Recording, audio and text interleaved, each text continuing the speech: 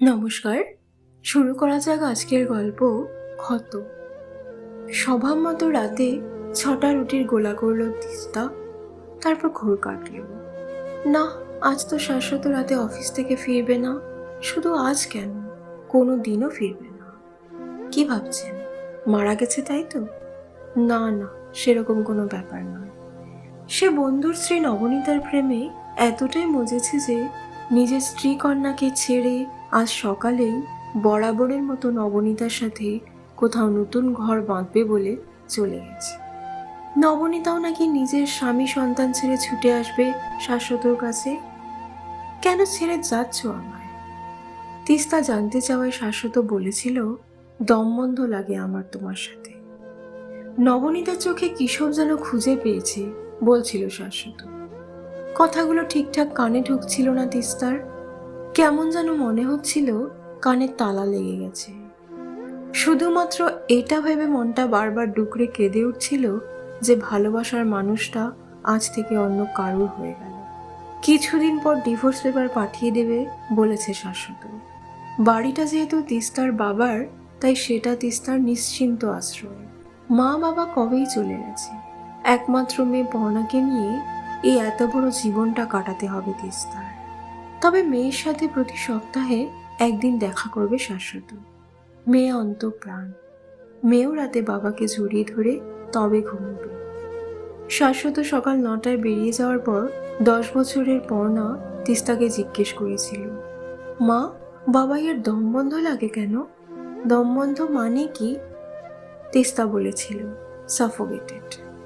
তখন মানেটা বুঝতে পেরে পর্ণা দৌড়ে বাড়ির জানলাগুলো খুলে দিয়ে বলেছিল, এই তো কত আলো আসছে, হাওয়া আসছে, তাহলে বাবাইয়ের কেন কষ্ট হয়? তিস্তার কাছে এই প্রশ্নের কোনো উত্তর ছিল না। মেয়ের মাথায় হাত বুলিয়ে হালকা আদর করে পাশের ঘরে চলে গিয়েছিল। সত্যিই তো, কেন দমবন্ধ লাগে শাশ্বতর? তিস্তাকে তো ভালোবেসেই বিয়ে করেছিল। ১৫ বছরের পুরনো বউয়ের মধ্যে কোনো নতুনত্ব খুঁজে পায়নি শাশ্বত। সেটা পেয়েছে বন্ধু অনিমেষের ১২ বছরের পুরনো বউ নবনীতার মধ্যে। ভাবতে ভাবতে হাসি পেল তিস্তার। আরেও বটে এরা। একঘেয়েমি কাটাতে নতুন করে ঘর বাঁধতে চলল। অথচ এই ১৫ বছরে রোজ সংসারের একঘেয়ে কাজ করতে করতে তিস্তার কিন্তু কখনো একঘেয়ে লাগেনি। মাঝে মাঝে বিরক্তি এসেছে, কিন্তু নতুন কারোর সাথে ঘর বাঁধার কথা স্বপ্নেও ভাবতে পারে না তিস্তা। সকালে শাশ্বত বেরিয়ে যাওয়ার পর আলমারিতে পড়ে থাকা কয়েকটা জামা গুটিয়ে চোখের আড়াল করে ফেলেছে তিস্তা। বেডরুমে ৩টে বালিশের জায়গায় ২টো বালিশ এসেছে। শাখা পলা নোয়া খুলে ২ হাতে ২টো সোনার চুড়ি পরেছে তিস্তা।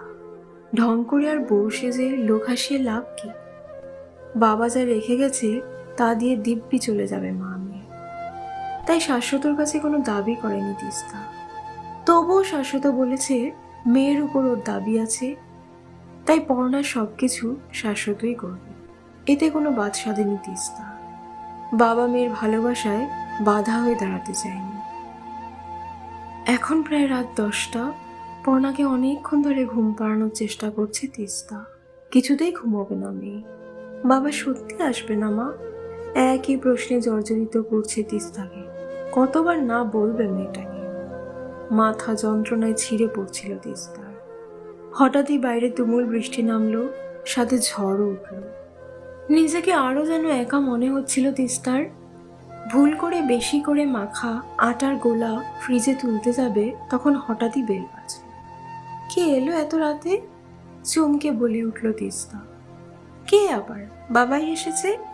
এই বলে খাট থেকে নেমে দৌড়ে দরজা খুলতে গেল পর্ণা। উফ, এই মেয়েকে বোঝায় কার স্বার্থে। দরজা খুলে একগাল হাসি নিয়ে পর্ণা ছুটে এসে জড়িয়ে ধরল তিস্তাকে। বলেছিলাম না বাবাইয়ের সাফোকেটেড লাগবে না? ওই দেখো বাবাই। চমকে তাকালো তিস্তা। বৃষ্টিতে কাক ভেজা হয়ে দাঁড়িয়ে আছে শাশ্বত। বাথরুম থেকে স্নান করে বেরিয়ে সোফায় বসলো শাশ্বত। ওকে অবাক চোখে দেখছিল তিস্তা। তাড়াতাড়ি খেয়ে নাও বাবা, আমি তোমার সাথে ঘুমোবো তো। এই তো সোনা, খেয়ে যাচ্ছি। মেয়ের মাথায় হাত বুলিয়ে হালকা হেসে বলল শাশ্বত। আটার গোলা ফ্রিজে আর ঢোকানো হলো না তিস্তার। রাতে খাওয়ার পর পর্ণাকে ঘুম পাড়াতে গেল শাশ্বত। সোফায় বসে বই পড়ছিল তিস্তা। পর্ণা ঘুমিয়ে পড়লে শাশ্বত এলো তিস্তার কাছে। কি ব্যাপার, কি মনে করে ফিরে এলে? নবনীতা আসেনি? তিস্তার প্রশ্নে মাথা নিচু করে শাশ্বত বলল, এসেছিল, তবে আমার সাথে থাকার জন্য নয়, আমাকে না বলার জন্য। মানে? শাশ্বত চোখের দিকে তাকালো তিস্তা। মানে ওর শেষ মুহূর্তে মনে হয়েছিল এটা ঠিক নয়। নিজের সংসার ভেঙে আসা মানে স্বামী সন্তান দুজনকেই ঠকানো। এভাবে নাকি ভালো থাকা যায় না। তুমি ওকে আটকালে না? শুকনো হেসে তিস্তা প্রশ্ন করল শাশ্বতকে। না, আটকাইনি। তখন আমি ভাবলাম হয়তো নবনীতাই ঠিক। এভাবে কাউকে কষ্ট দিয়ে ভালো থাকা যায় না, তাই আমিও ফিরে এলাম। তাই বুঝি? বই বন্ধ করে ঘরে শুতে চলে গেল তিস্তা।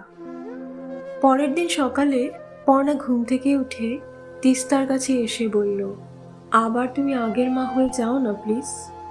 বাবাই তো চলে এসেছে। কাজ করতে করতে তিস্তা হেসে বলল, আগের মা মানে? এখন আমি তোর মা নই বুঝি? উফ, তুমি কিচ্ছু বোঝো না। এই বলে শাখা পলা নোয়া তিস্তার হাতে দিয়ে বলল, এগুলো পড়লেই তো আগের মা হয়ে যাবে। আগের মাটাই বেশি ভালো ছিল, তাই না সোনা? পর্ণাকে জড়িয়ে ধরে বলল তিস্তা। ইয়েস, আমি ওই মাটাকেই চাই, বুঝলে? আরে কি হলো, মেয়েটা চলে যাচ্ছে, আশীর্বাদ করবে না বৌমা? পিসিমার ডাকে চমক ভাঙলো তিস্তার। সত্যি তো, পর্ণা চলে যাচ্ছে আজ। পরশু বরের সাথে প্লেনে চেপে সোজা বিদেশ। আগের কথাগুলো ভাবতে ভাবতে কোথায় যেন হারিয়ে গিয়েছিল তিস্তা। পর্ণার সামনে যেতেই বুকটা খালি হয়ে গেল তিস্তার। নিজের সন্তানকে বিদায় দিতে কি মন চায় মায়ের? শাশ্বতর বুকে মাথা রেখে কাঁদছিল পর্ণা।